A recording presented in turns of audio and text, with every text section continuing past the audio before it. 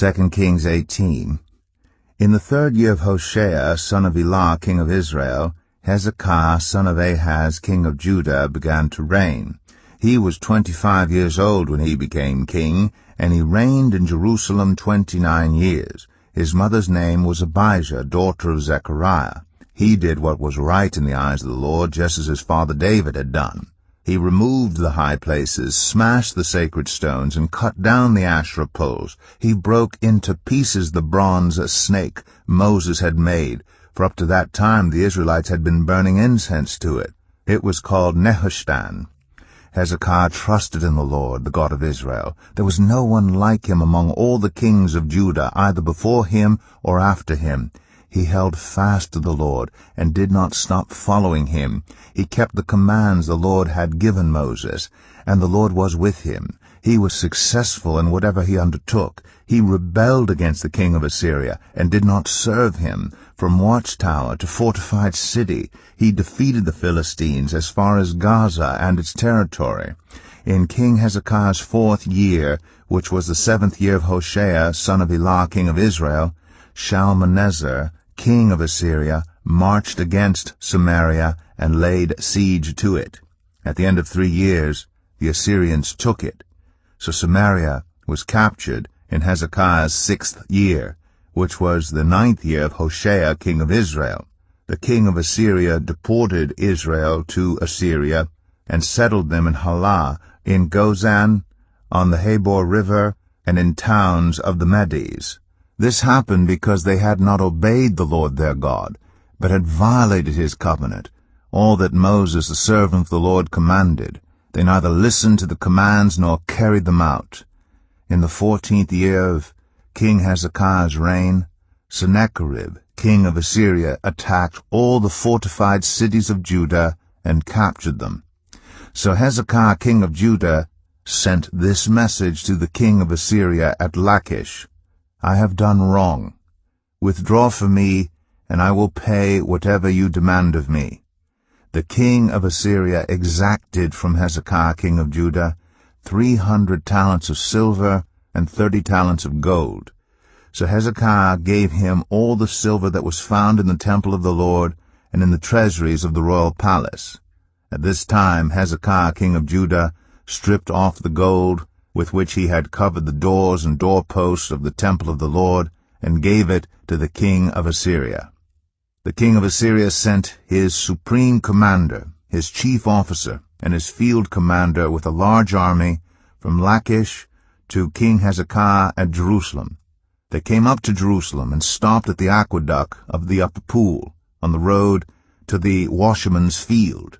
They called for the king, and Eliakim, son of Hilkiah, the palace administrator, Shebna, the secretary, and Joah, son of Asaph, the recorder, went out to them. The field commander said to them, Tell Hezekiah, this is what the great king, the king of Assyria, says. On what are you basing this confidence of yours? You say you have the counsel and the might for war, but you speak only empty words. On whom are you depending that you rebel against me? Look, I know you are depending on Egypt, that splintered reed of a staff which pierces the hand of anyone who leans on it. Such is Pharaoh, king of Egypt, to all who depend on him. But if you say to me, We are depending on the Lord our God, isn't he the one whose high places and altars Hezekiah removed, saying to Judah and Jerusalem, You must worship before this altar in Jerusalem? Come now, make a bargain with my master the king of Assyria. I will give you 2,000 horses if you can put riders on them. How can you repulse one officer of the least of my master's officials, even though you are depending on Egypt for chariots and horsemen? Furthermore, have I come to attack and destroy this place without word from the Lord? The Lord himself told me to march against this country and destroy it. Then Eliakim, son of Hilkiah, and Shebna and Joah said to the field commander, Please speak to your servants in Aramaic, since we understand it. Don't speak to us in Hebrew in the hearing of the people on the wall. But the commander replied, Was it only to your master and you that my master sent me to say these things, and not to the people sitting on the wall, who, like you, will have to eat their own excrement and drink their own urine?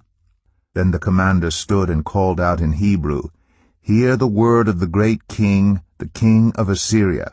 This is what the king says. Do not let Hezekiah deceive you. He cannot deliver you from my hand. Do not let Hezekiah persuade you to trust in the Lord when he says, The Lord will surely deliver us. This city will not be given into the hand of the king of Assyria. Do not listen to Hezekiah. This is what the king of Assyria says, Make peace with me and come out to me. Then each of you will eat fruit from your own vine and fig tree, and drink water from your own cistern, until I come and take you to a land like your own, a land of grain and new wine, a land of bread and vineyards, a land of olive trees and honey.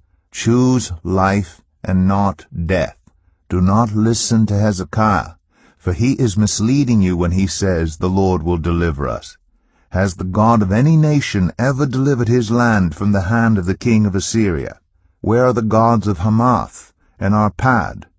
Where are the gods of Sepharvaim, Hena, and Ivah? Have they rescued Samaria from my hand? Who of all the gods of these countries has been able to save his land from me? How then can the Lord deliver Jerusalem from my hand? But the people remained silent and said nothing in reply, because the king had commanded, Do not answer him. Then Eliakim, son of Hilkiah, the palace administrator, Shebna the secretary, and Joah, son of Asaph, the recorder, went to Hezekiah with their clothes torn, and told him what the field commander had said.